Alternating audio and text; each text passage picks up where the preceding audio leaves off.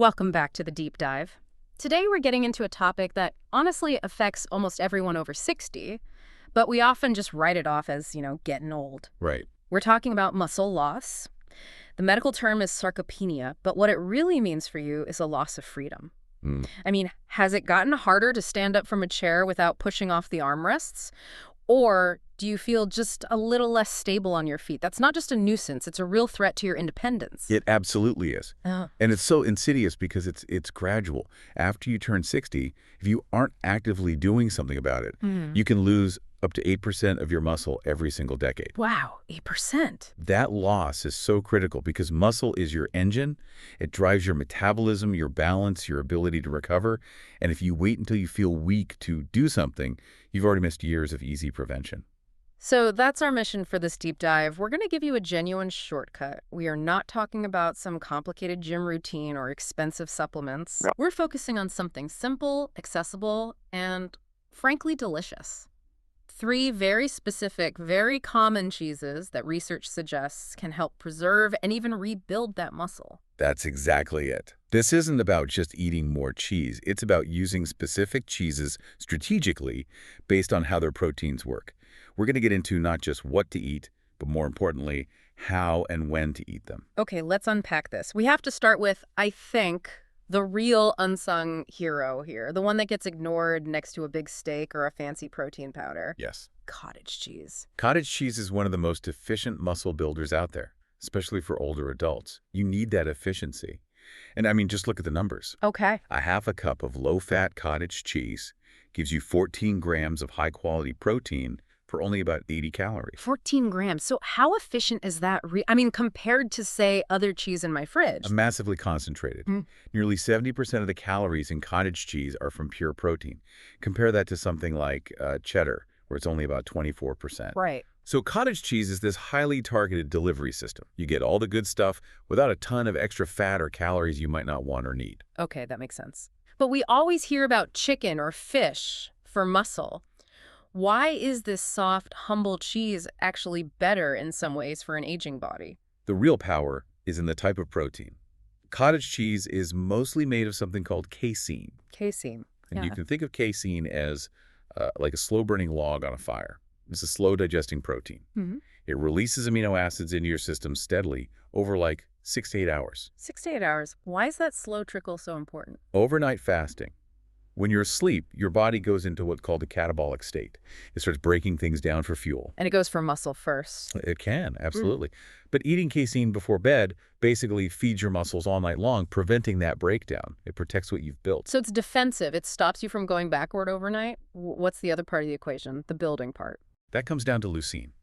Leucine is the specific amino acid that's like the on switch for building muscle. The activation code. Exactly. As we get older, our muscles get a bit resistant to that signal. It's called anabolic resistance. So you need a bigger dose of leucine, about 3 grams per meal, to really flip that switch. And cottage cheese. 1 serving gives you well over a gram. It gets you a third of the way there in one go. That 3-gram number is such a great takeaway. It reminds me of the story of Helen. She was 76. Her biggest problem wasn't pain, it was fear. She said her legs felt like wet noodles. I remember this case. And she was terrified of falling. Turns out her breakfast was just toast and coffee. Basically 0 protein to start the day. So her body was just in breakdown mode from the minute she woke up. The switch for her to half a cup of cottage cheese with berries, plus a really simple chair routine. Just standing up and sitting down. 10 times twice a day. That protein, right after that little bit of movement, made a world of difference. She told her doctor she felt less scared of her own legs. That's a huge transformation. So for timing, what's the strategy? 2 key times. First, at breakfast, to flip your body out of that overnight breakdown mode. And second, definitely before bed for that overnight protection. And always remember, try to have it within 2 hours after any movement, a walk, gardening, anything. And if you don't like the texture, just blend it and look for the low sodium kind. Absolutely. Okay, so now let's shift gears completely. If cottage cheese is the soft, slow defender, our second cheese is the total opposite. It's small, it's dense, it's concentrated. And this is where it gets really interesting. We're talking about Parmesan. Most people just see it as a garnish, a Right. little sprinkle on top of pasta. But for sarcopenia, it's a nutritional balm. How so? A single ounce, which is only about the size of your thumb, delivers over 10 grams of complete protein. That density is just staggering. And that seems so important given that older adults often have smaller appetites. You don't need a huge portion. Exactly. You get a huge protein punch in a tiny, easy-to-eat package. That 1 ounce gets you about a third of the way to that critical 3-gram leucine target for a meal. But the really amazing part, for me, is how easy it is to digest. That's the genius of the aging process. For real, Parmigiano Reggiano aged 24 months or more, Yeah. enzymes in the cheese have already started breaking down the proteins. So it's pre-digested. In a way, yes, it's like your stomach is getting a head start. And that is so key for older adults who often get bloating or discomfort from meat or even younger dairy. And that aging takes care of another big issue too, doesn't it? It does, lactose. After 2 years, there's basically no lactose left. So for anyone with lactose sensitivity, authentic Parmesan is usually very well tolerated. And we can't forget calcium. We think of it for bones, but muscles need it to fire properly. They absolutely do. An ounce of Parmesan has over 330 milligrams of calcium. That's a quarter of your daily need. Muscles need calcium to contract and recover. Low calcium is directly linked to faster muscle loss. I'm thinking of that patient, Tom, who was 79. He'd had a couple of falls. Yes, and he was avoiding protein and dairy because he said they upset his stomach, so he was deficient in both. What was the fix for him? It was so simple. They just added 1 to 2 ounces of freshly grated Parmesan to his food every day, over his soup, in his eggs. Because it was so easy to digest, he had no issues. And the result? He told his physical therapist he felt more solid in about a month. It was the combination of that dense protein and the calcium working together. And it has to be freshly grated, right? The stuff in the green can doesn't count. Please use freshly grated. Huh. The pre-shredded stuff has anti-caking agents and just doesn't absorb the same way. And for timing, try to use it within an hour after some kind of activity, even just vacuuming the house. Okay, so that brings us to our third cheese. We've had the slow defender and the dense powerhouse. Ricotta is our fast-acting recovery tool. It's all about speed. It is. The difference is what it's made from.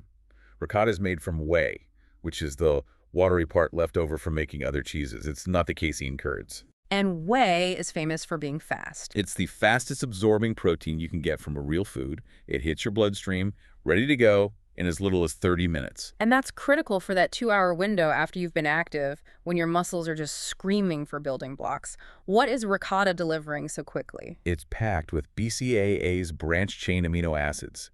These are the fast-lane amino acids, including leucine, that get to bypass the liver and go straight to your muscle tissue for immediate repair.